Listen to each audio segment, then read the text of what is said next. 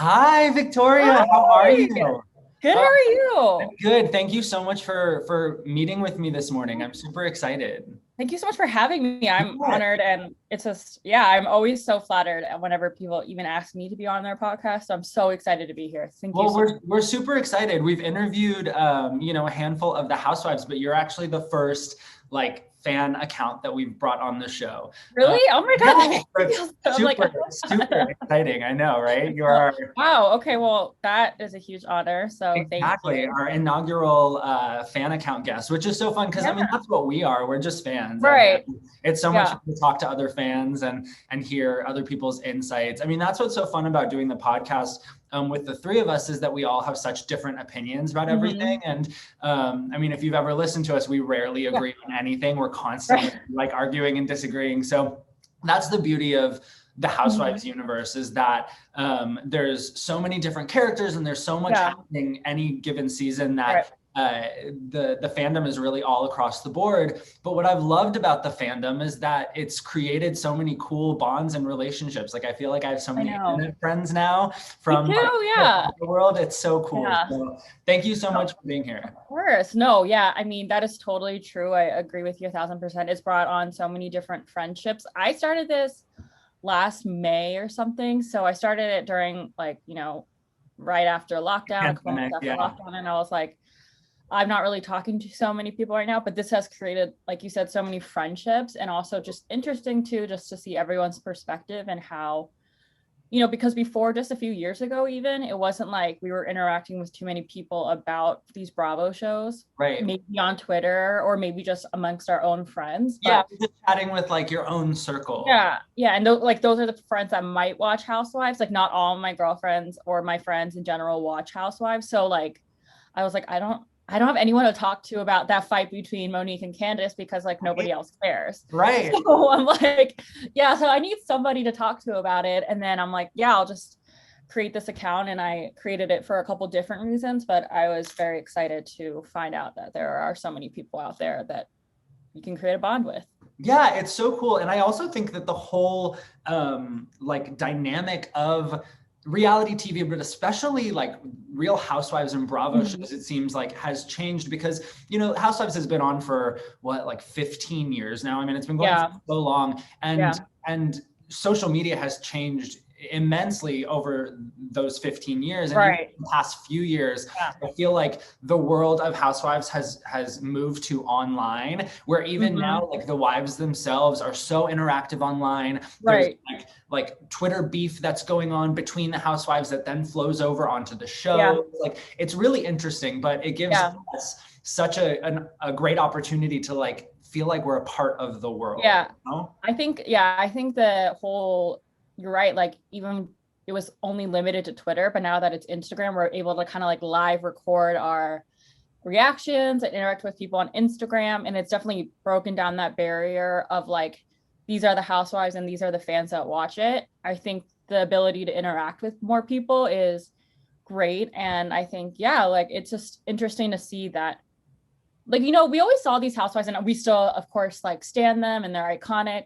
But it is great to see that they're a lot more approachable than we thought and Oh, that they yeah. do interact with people and like they're people just like us. And I think when we're able to see them in a different light. And I feel like also the housewives nowadays have even like 2 to 3 more jobs just maintaining their social media in addition to being on the show. So it's crazy to me. But yeah, it's interesting to see and just to see, like, I feel like it's a different generation now. And, I'm sure all of us, we've been following Housewives for a long time, or even if you haven't, it's completely different from what it was just even a few years ago. Totally. I mean, we used to see some of them like live tweet episodes sometimes, but Yeah.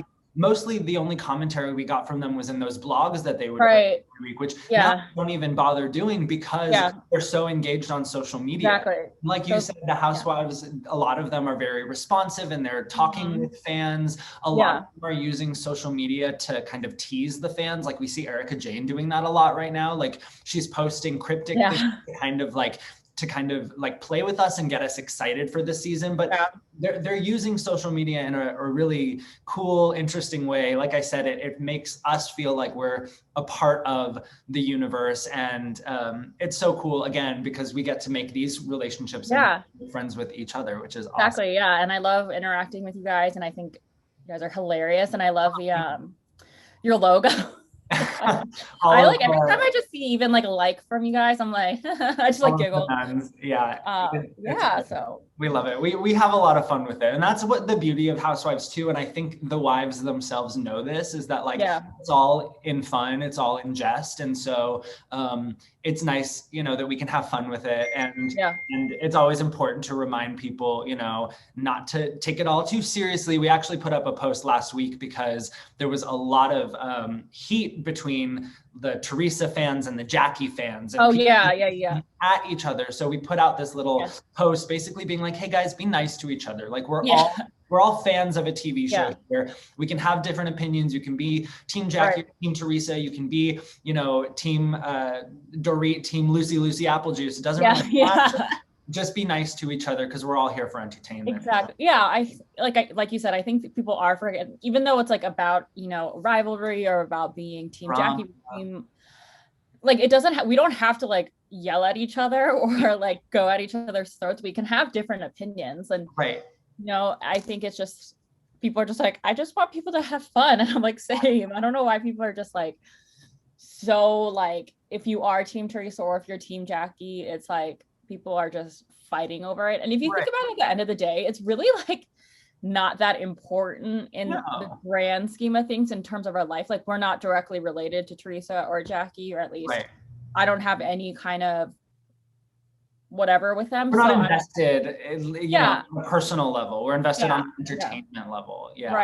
And what we've learned too in talking to so many of the housewives is that there really is a lot that goes on behind the scenes that we don't know about. Like, I firmly believe that the shows aren't scripted. Like, I don't think that they're fake, but I do know and understand that a lot of it is forced. They're in forced situations. The producers are forcing them to do and say things, get into confrontations that normal people would just walk away from, but they can't because it's their job, So exactly. We're so adamant to take sides and be like, how could she possibly do that? It's like, well, because it's her job to do that. That's why because she has to do it, So we always have to take it with that grain of salt. Exactly. And I think, like Teresa and Jackie, like it is producer planted or like you said, producer driven. Those things I'm just like are kind of ridiculous when we fight over it, but it's almost, but the things that people do off camera, I think are the important things we should talk about and talk about, and people's stances on the Black Lives Matter movement and their racist behavior, both on the show and off the show. Those are the things that we can focus on instead of like producer driven storylines, which obviously they're fucked up and nobody should make up rumors about people's husbands and vice versa. But it's kind of just like, we should probably argue about like important issues, like the social issues going on instead of like a stupid rumor where like, I don't know. That's just my opinion. She said. Yeah, that's actually something that we talked about on the show also, especially while we were watching Orange County this season. We had a lot of weeks of debating who's worse, Kelly Dodd or Bronwyn. And they're so different in such different ways. And I was always kind of firmly on the side that Kelly Dodd is much worse. And my reasoning was kind of what you said. Like the reasons why people dislike Bronwyn are things that really have no effect on anyone but her out of her home. Like we think she's a shitty wife, we think she's a shitty mom, we think she like is selfish, whatever. We can judge those things, but that doesn't affect anyone but her husband and her kids behind their clothes. Exactly. Kelly Dodd, on the other hand, goes out and makes public statements that are incredibly damaging, that are racist, that are anti-science in the middle of a pandemic. So dangerous. Right. She's saying these things on a global scale. She mocks people. She laughs at people dying, all of these things. And those do have an effect on people. Those do have an effect on the fan base. So whenever I was asked that question, I would say, without hesitation, Kelly Dodd, because what she's doing is so much bigger than just the show. Right. And to your point before, I mean, there's so many bigger things that we should be arguing about or discussing when it comes to the housewives. And that's such a perfect segue into the conversation that I brought you here to have, which I'm excited to have. We've talked so much this year. As a, privileged white boy, I'm talking about racism from the outside always. So whenever I can have a conversation with someone who is a minority and has experience in this that I never will have, I am so excited to have that conversation because I can only learn. So I'm so happy that you're here and that you're willing to talk about it with me. Of course. Yeah. The first thing that I really want you to speak on as we get into this conversation, to me, it feels like we're almost having like a second civil rights era, or like a reckoning of this racism that's been happening for decades, and it's coming to a head again 50, 60 years later. And obviously, when watching reality TV, we're going to see all of that play out because it's everyone's reality. So I think the first thing that I'd like you to speak on is really just what you see happening right now in the world, what's going on, why you think it's happening, and maybe what we can do. And then we can kind of discuss how that's all been, reflected back to us in the gaze of the housewives. Yeah, no, so thank you so much for having me on and being willing to listen, because sometimes people aren't even willing to listen or hear. And I'm not trying to get people to be completely on my side, to completely agree with every little thing I say.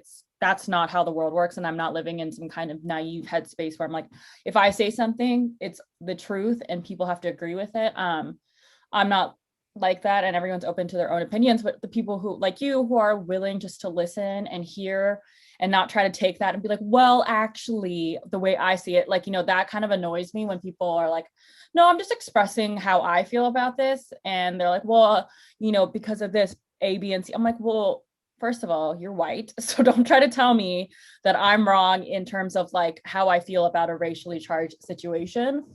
So, I mean, I guess it's kind of like, I'll answer your question in kind of like a long-winded way. I started this account last year. It was right around a couple months after the pandemic started, and Brandy Redmond from Real Housewives of Dallas, her video had resurfaced, as I think we all know about it. Some people actually, I talked about this again recently, and some people were like, I had no idea that video existed. So it is kind of clearly, that's kind of crazy to me. It's still not as viral as other things went with these housewives, but so Brandy put out that video, or it resurfaced 3 years later, I believe, and it came out. I had not been like a huge fan of Dallas. I like watched it here and there, and I kind of just thought, oh, like Brandy's kind of silly and goofy. Like all these housewives are just kind of like, I don't take it as seriously as New York or other cities where they're talking about like really powerful issues in terms of like Atlanta or Potomac. So, I'm about to sneeze. Excuse me. Oh, all right. Good night. Thank you. Sorry. So I think, I was kind of just took Dallas. I was like, whatever. And then this video resurfaced, and I was like, I can't take this as whatever, because they are still on a public platform. And that video was extremely insulting and disparaging and hurtful to the Asian community. Like, first of all, Brandy just said, like in her video, in her mocking voice is like, what kind of Asian am I? And, in her overly squinty eyes is what she said the word squinty eyes, which, by the way, that's very insulting. And that's a whole nother layered issue. But then she said, she came back out and said, I would do it again for comedic efforts. Oh, totally. 100%. Yeah. And then I think that was part of the issue. I mean, obviously the video itself was terrible, and there's no excuse for that. Like, those were the types of jokes that even as a child we were told, like, that is not okay. Yeah, exactly. Pull your eyes to the side. You do not make fun of that. That's not right.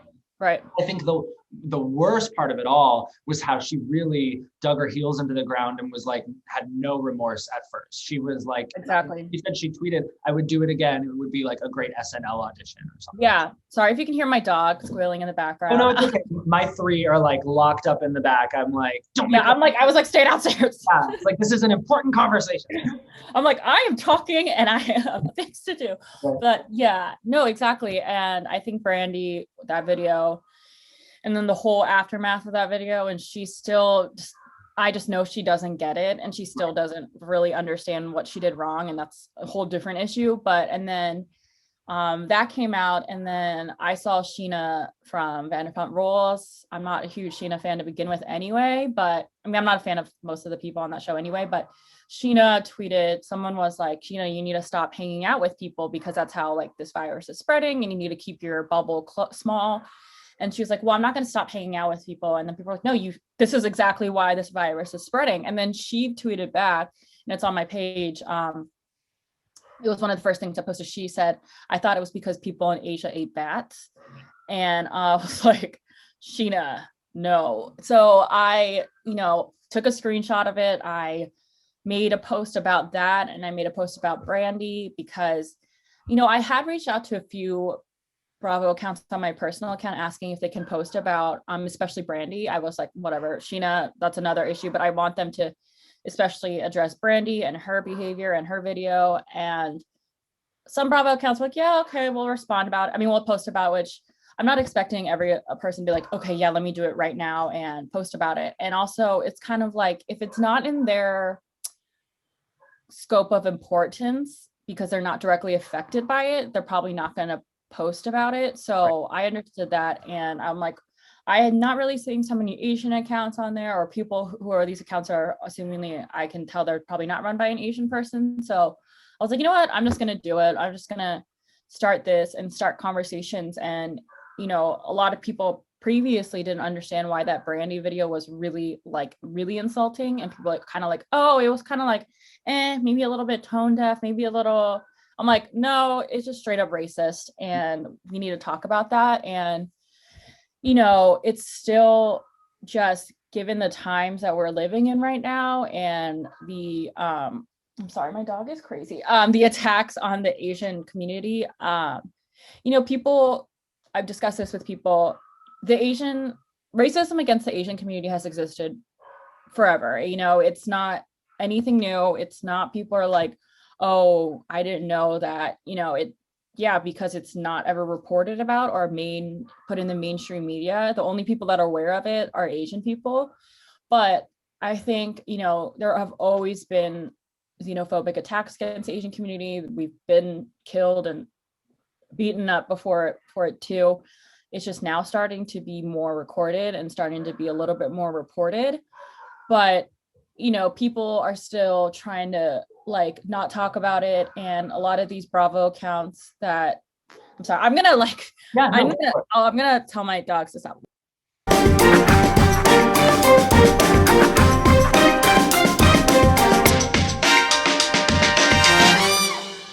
Sorry, my dog is crazy. So I was saying, yeah, a lot of these bigger Bravo accounts, a lot of these celebrities, they were very outspoken, and rightfully so, about the Black Lives Matter movement last summer, but they just stopped. And then they also don't talk anything about these hate crimes against the Asian community. And that to me is just very you just kind of proved your point that you're just doing this for performative reasons and to gain clout for your account and to gain, oh, see, they care about this. I'm like, no, you should care about all racial issues. And people are just saying, oh, because Asians aren't as attacked as other races, they don't struggle as much as any other races because of that model minority myth that was created to separate us. And I think it's just ridiculous that people are being so silent about it when they were not silent about other issues. And it's just, I just think logically, how could you just stay silent on people attacking elderly people? What if this was your grandma and grandpa? You would have never stayed silent on it. So I think that's kind of where I'm at with some of those accounts out there. Yeah, well, and it's not just the accounts too. I mean, Bravo as a network has had a really, really interesting past year. About this same time, when you were putting out your account, it was when the BLM movement kind of had a second resurgence, and it was right after George Floyd murdered, and Bravo took a very, very hard stance, and they canned a bunch of their cast members. They were really, really big in supporting Black Lives Matter and also like making it known that that would not be acceptable behavior on their network. Right.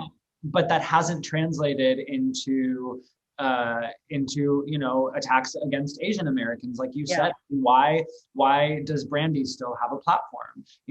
Why does Kelly Dodd still have a platform? I mean, granted, she's not saying bad things about Asian Americans, but making like really insensitive and untrue comments about a pandemic where people are already blaming Chinese people. I mean, all it is fueling the fire, and she's making a joke out of it. And there's no discussion of how that affects people. It seems like kind of it was a little performative, or like they were picking and choosing when to say no, that's enough, and when to say like, oh, it's okay.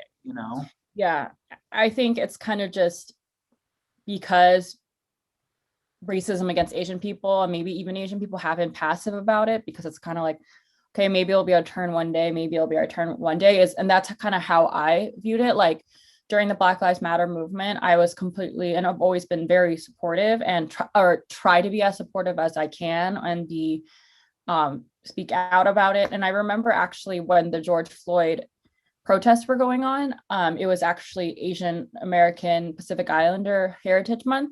And I remember seeing a lot of these bigger Asian accounts coming out, be like, it's not our time right now to talk about our struggles. We need to support, as Asian people, we needed to support our Black brothers and sisters. And I totally agree with that. And I think right now, well, now it's March, right? Oh no, it's almost March, but February is Black History Month.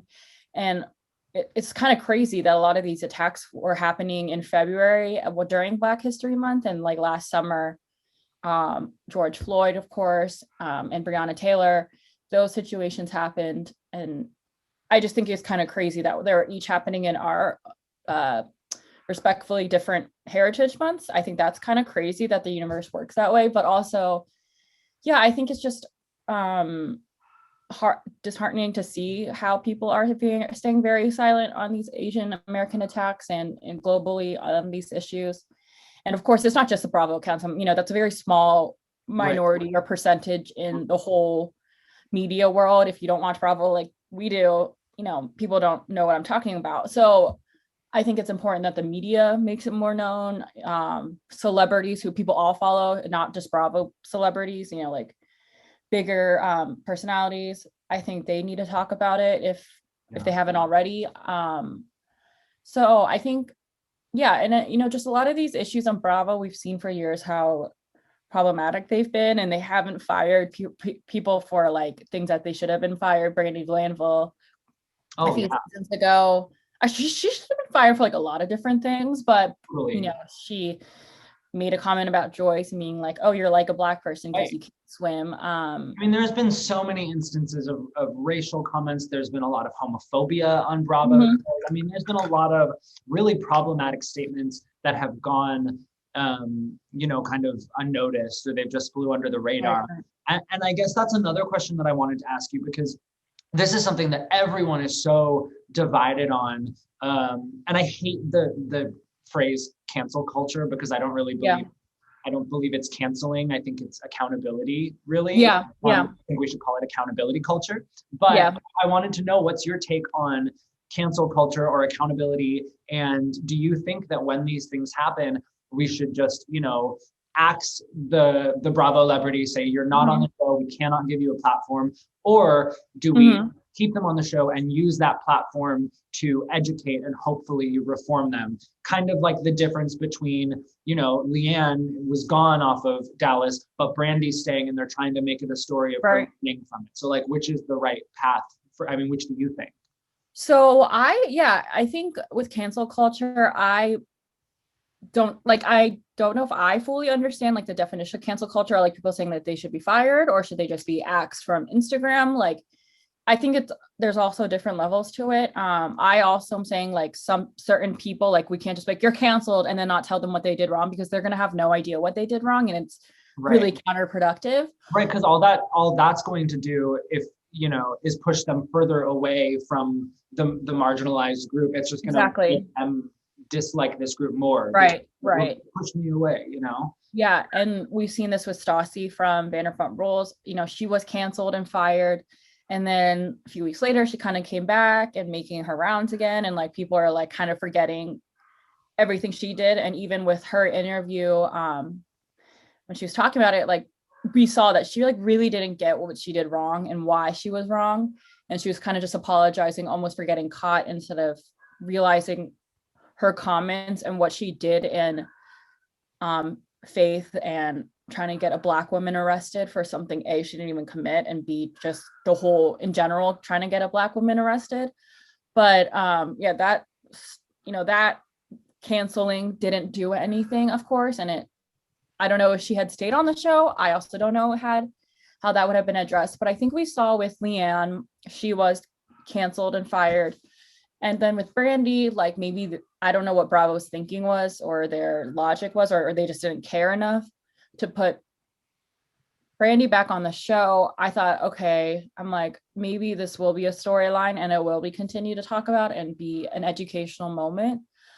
But seeing that Bravo only focused on it for like an episode and for like 10 minutes of the episode, and then it was never really talked about again. And also Bravo's just handling of it in general. I think if it was Brandi making fun of the Black community, I think Bravo would have been put out a whole statement about it. I think Andy Cohen would have put a whole statement out about it. I think the editing that was put in there, like Brandi was given a sympathetic edit and her entire video A wasn't shown, and B, like her follow-up tweets weren't shown, and C, her apology was bullshit. And I just don't believe her apology. Or I mean, in terms of, I think she is sorry, but like, I think she's not fully understanding what she's sorry for.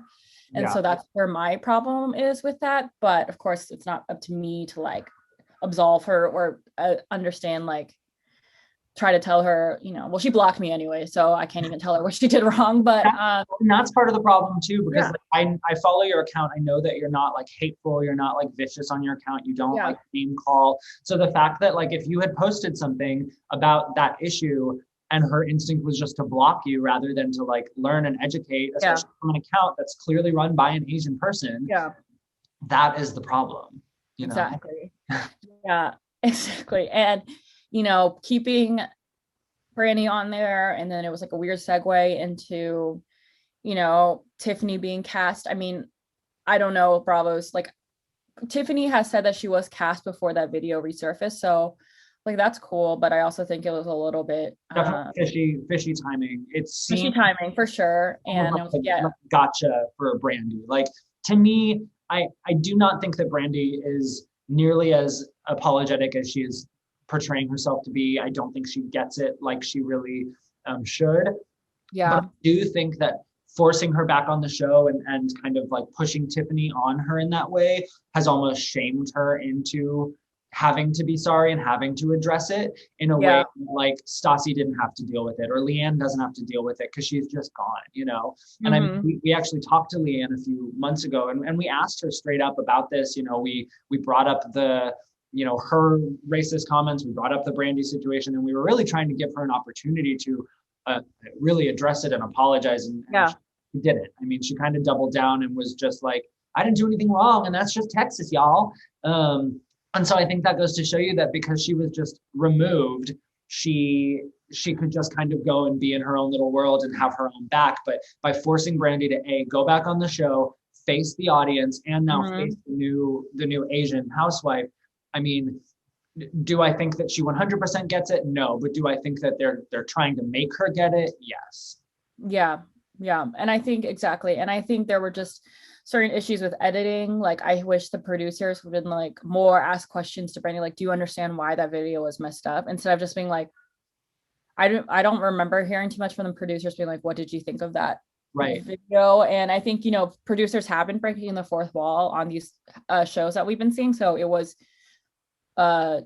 hurtful as a viewer to see that they weren't addressing it. And, you know, and now with Tiffany being there, it's kind of like Cameron and a lot of the other girls are continuing to be, unbeknownst to them, unconscious biased and be unconsciously racist and have completely disparaging remarks and to act insanely inappropriate and insensitive. And for, you know, the Bravo community to not say anything about it and for Andy Cohen to stay silent on it. And, you know, rightfully so, Andy Cohen has called out homophobic comments before. And I'm pretty sure that's like why Vicky Gunvalson got fired from OC. Yeah. I was like, why isn't that kind of fire there too for Asian people and Pacific Islanders? I don't know. It just, to me, it just seems like we're not as cared of a much community than other marginalized communities. Totally. Well, and there's also just like this refusal to accept different cultures. You know, I mean, we see it sometimes when the women go on their trips and their vacations, they're really insensitive to like the culture where they are, and like they'll get a fancy dinner and they're like, oh, this is gross. You know, we see it. Yeah, exactly. But this is kind of the first time that there's been a main housewife in any city that is just from like a vastly different culture than them and was raised different. Yeah. I mean, maybe the closest we got was like Lisa Vanderpump was British and the rest of the women didn't like get her British sense of humor, but we've never seen such a cultural divide. And, and the rest of the ladies who are all Southern white women, they all are kind of holding her to this standard of like what Southern white women do. And it's fine if they don't understand it or they like think her culture is different or weird, but the way that they're expressing it is really offensive. Like it would be completely different if they were like, oh, it's weird that you're, you know, making me eat this stuff because I've never eaten it before. It's different to like pretend to vomit and be like, oh my God, I'm going to die. You know, that's so, so offensive because this is quite literally people's culture. Like this is what they do. Exactly.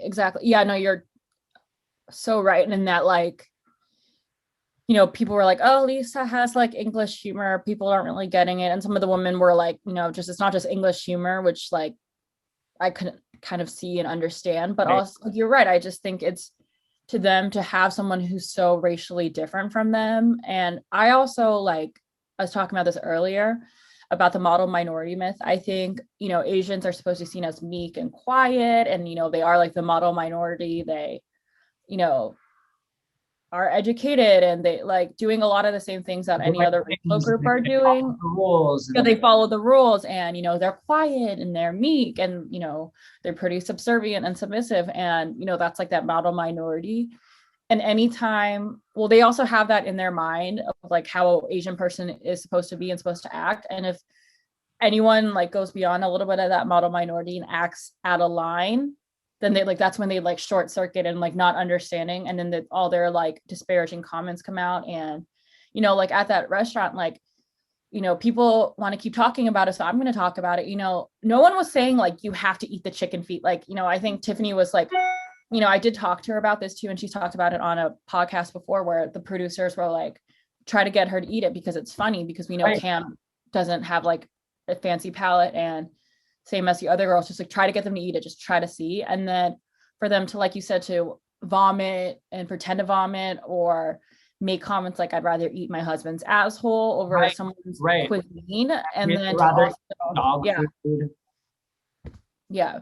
Like Cam is also probably not smart enough to understand why that's disparaging, but like for the people that aren't getting it, they're like, why is it racist? I'm like, because Asian people and specifically Chinese people have been called out for eating weird things and like eating animals and be like, oh, you eat dog or you eat cat. Like that's a joke to them. And then for Cam to be like, well, I'd rather eat dog treats instead of that. It's like, you're just exactly doing the really racist thing that people do where they're like, ew, what did Asian people eat? And I'm like, also chicken feet isn't like only unique to like Chinese culture. It's like in a lot of different international cuisine and also just a Southern cuisine from what people have been telling me. So, well, it's no different than like in the South, they eat frog legs and stuff. Exactly. There are weird foods everywhere. And especially with Cam, and this is something that's bothered me so much with Cam in relation to how she deals with Tiffany.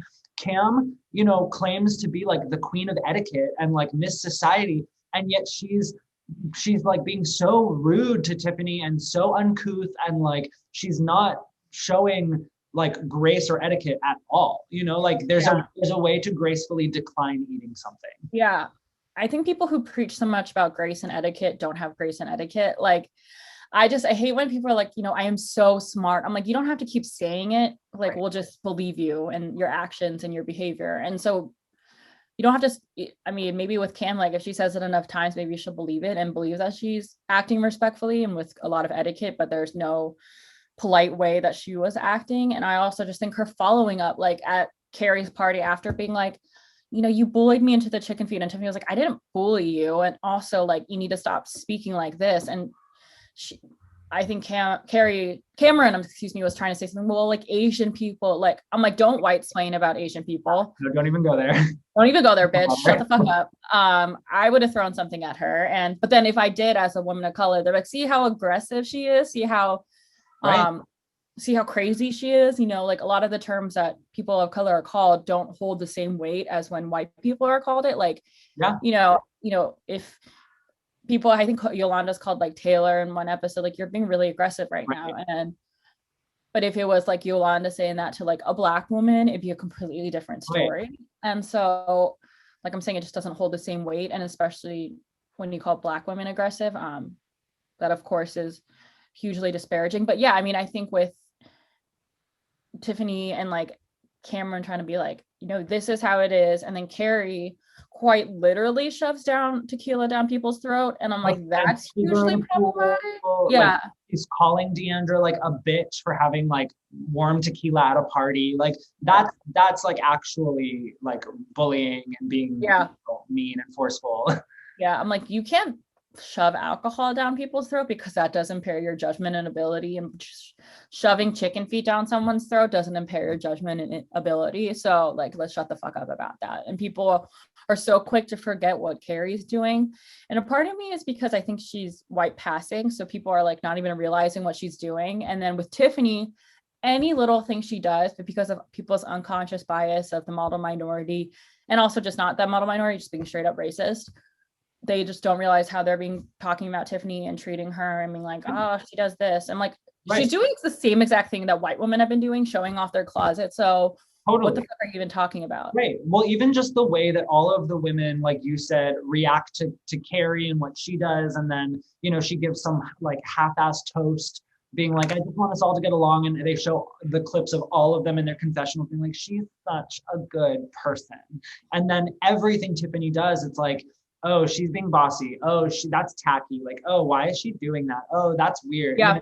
So you can definitely see these like ingrained biases that they all have, where they're so quick to let a white passing woman get away with anything, and they, you know, will forgive anything. But Tiffany, they're really holding to the fire, and it's really unfair.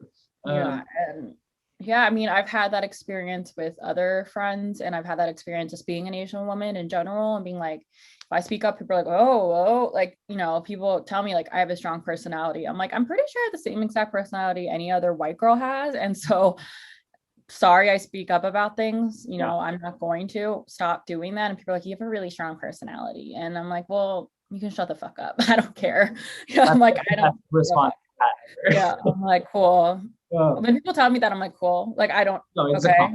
Take it as a compliment. Yeah, I'm like, oh, I say thank you. I'm like, oh, and then they're like not expecting me to say thank you, and they're like, oh, I mean, I didn't mean that in that way. I'm like, I know what you meant, and I don't care. It in that way. So yeah, exactly. You brought up a really interesting point, and I'm glad you brought this up because again, we've talked about, we've seen racism and how it's come up on Orange County. We've seen how it's come up on Atlanta in a really big way. We've seen how it's come up now in Dallas, and we kind of I was at least surprised that racism came up in topic on this week's Salt Lake City, the final episode of the reunion. Yeah. And racism really wasn't a driving theme during the season. It really wasn't something that that came up as a topic, but it became a big talking point in this last episode of the reunion. And it was basically what you were saying with, it was Jen Shaw explaining how damaging it can be to be referred to as aggressive as a woman of color. And she was really trying to explain that, and the rest of the women weren't grasping it. And thought it was interesting that you brought that up, because that is such an important thing to talk about, I feel. Right. Yeah. I know a lot of people out there have a lot of different opinions of Jen Shaw, and I totally understand that. With any housewife, people are going to have different opinions and takes. And I think with Jen Shaw, like, and I've told her this, and I've talked about it so many times, and I don't agree with 100% of the things she does, because that's just also that goes against human nature. I'm not like, oh my God, every single thing she does is so great and perfect. I think with her, this is how I see it. Her being like, quote unquote racially ambiguous or being kind of like, oh, I don't know what really she is. So people kind of see her as white adjacent. But with that, they don't give her the same grace that a white woman would be given. You know, she did throw a drink, she did get in people's faces. But like people were like, she's so aggressive and she can't do this and she's crazy. I'm like, well, all these other white girls have done the same exact thing on these shows, thrown white glasses, gone in people's faces, said, you know, bitch, shut the fuck up. Like, you know, on all, just not Housewives, Vanderpump Rules, all of them, so many different shows. And I'm like, so why aren't the white women be called like crazy and aggressive and she needs to go and she needs to be canceled? And I think it's that model minority myth. It's like they expected Jen to be a certain way. And the second she steps out of line, it's like, oh, like this is what she's doing. This is how she's acting and she needs to be canceled. And I think it is that like unconscious bias of that model minority myth. And I also think it's people not agreeing with everything she's been saying. And like, you know, I think a lot of people brought up the point, just because you're married to a Black person and you have Black sons, you can't claim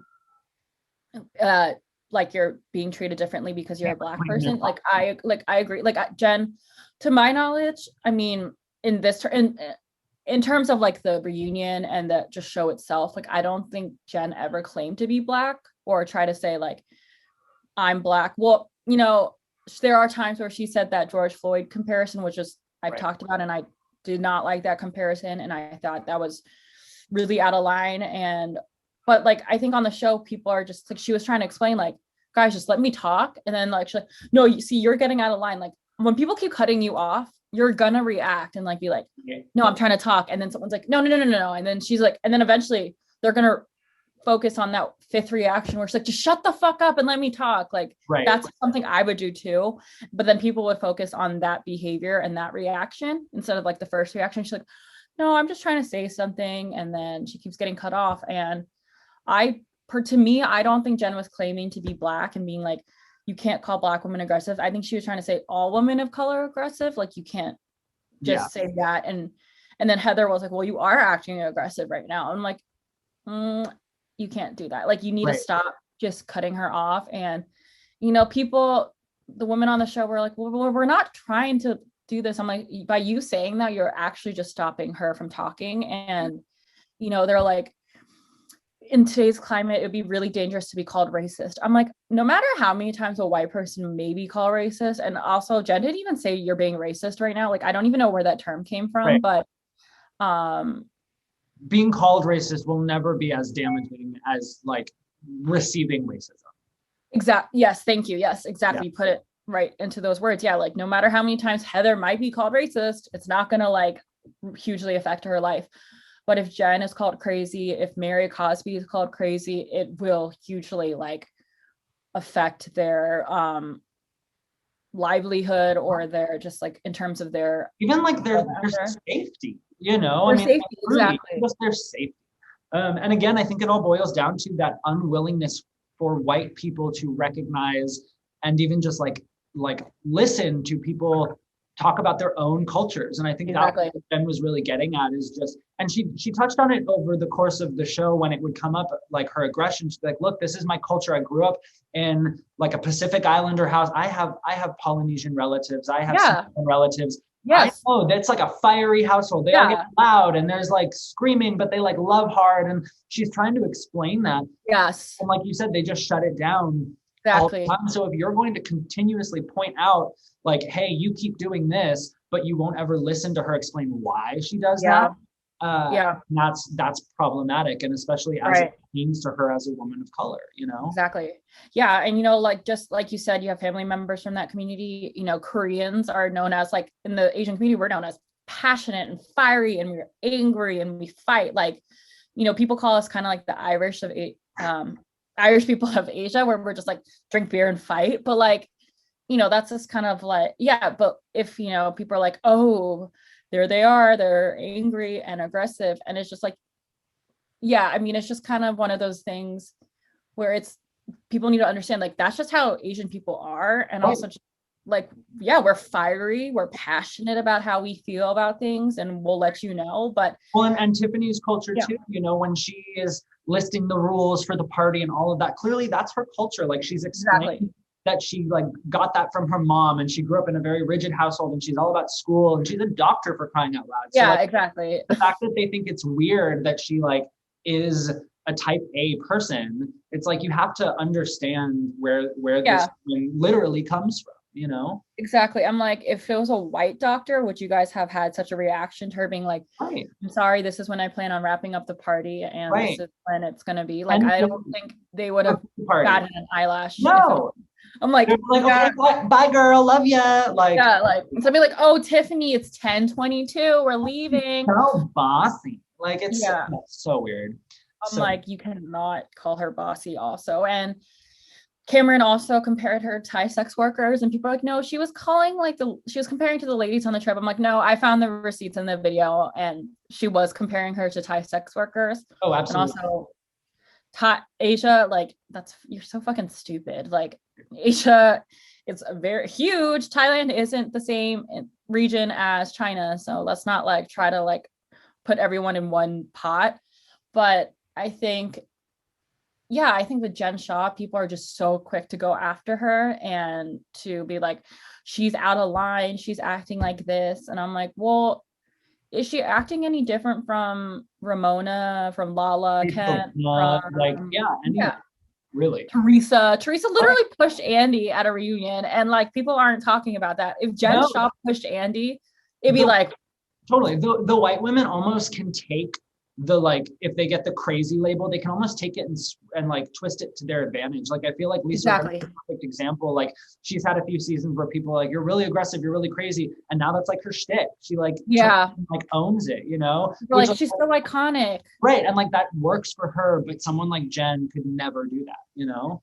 Yeah, and you know, when we saw Lisa and Heather go at it during their argument on the show and on the reunion, I'm like, well, how come none of them are being called aggressive? Because they're going at each other right now, and they're both passionate. And I wasn't like, holy shit, Heather and Lisa are so aggressive. But I was saying they're both really passionate and very forthcoming with what they're saying. But, you know, if I say aggressive with white women, no one would bat an eyelash. I'd be like, yeah, they were acting aggressively. But if Jen speaks up, it's like, oh, no, girl, like, you need to like simmer it down. So I think it's just stupid. And, you know, when I was trying to explain it, probably like episode 2 or 3, and people were like, holy crap, why is Jen acting this way? And I was trying to explain, like, maybe, you know, it's hard for people to understand, but Asian people, specifically from the culture she's from, they're very passionate. And then someone DM'd me and was like, are you trying to say white people aren't passionate? I'm like, no, this is exactly why. If an Asian person, a person of color, speaks out and expresses their view, it's always wrong to certain white people who are just not getting it. Right, exactly. Well, because again, they're not listening to you explain your culture. They're just hearing like, well, that's not my culture, so no. And they like, exactly. Yeah, well, I mean, unfortunately, you know, racism isn't going anywhere anytime soon, unfortunately. I mean, it's been around our entire lives. I think that's the other thing. People seem to think that this is like a new issue, or that it's like a non-issue, or that it's like something so far in the past. But like, you know, the Japanese internment camps, that was like during our grandparents' lifetime. Like the civil rights era and Martin Luther King, that was during our parents' lifetime. Like, this is all stuff that like quite literally is within our world, you know? And unfortunately, it's not going to disappear tomorrow. But I think, you know, with people like you and other accounts that are active and that do take a stand and have a voice and do it in a respectful way and a way that's, you know, hoping to educate and to be inclusive, that's how we're going to make changes. And that's how we're going to hold Andy accountable. That's how we're going to hold the housewives accountable. And that's how we're going to hold each other accountable. Yeah, exactly. And some people are just like, there are some sensitive people out there, like people come in like, you sound very anti-white. I'm like, I never said I hate white people. I said white women do this too. And they're saying you're being racist. Like, I'm like, you can't be racist against white people. Okay, that's not a thing. Right. Let's not even go there about the whole reverse racism conversation. Right. You know, there are people who are saying, are you saying that white people aren't passionate? I'm like, no, that's actually not what I'm saying, but you're actually just proving my point. Exactly. of being ignorant and just not letting me speak and listen. And I don't like when people, I'm like trying to say something and they're like, well, are you trying to say that this? I'm like, no, I'm just trying to explain my point of view. And just because you don't agree with it doesn't mean it's wrong. And so there are some people who try to come into my DMs, and that's fine. I'm honestly expecting that. And it's not, I would be expecting those kind of words if I was talking about in person to somebody. So it's not surprising. It's just kind of funny that people are like proving my point, that I'm like, yeah, you're not getting it and you are ignorant. And I don't care to talk about it with you more because you're not trying to even understand. Yeah. Well, I mean, it's like I said at the very beginning, like I recognize as a white male that like there are things that I will never understand. Yeah. And people have to be willing to own their own ignorance and their own naivety. And recognize that no matter how old we are, no matter what our experiences in this world are, we always learn and we can always grow. So I hope that that's kind of what people take away from this conversation and future conversations that you and I have with people. I just want to keep spreading, you know, this goodwill, especially throughout the housewives world. Let's let the wives do the fighting. Let Teresa and Jackie take on the fighting.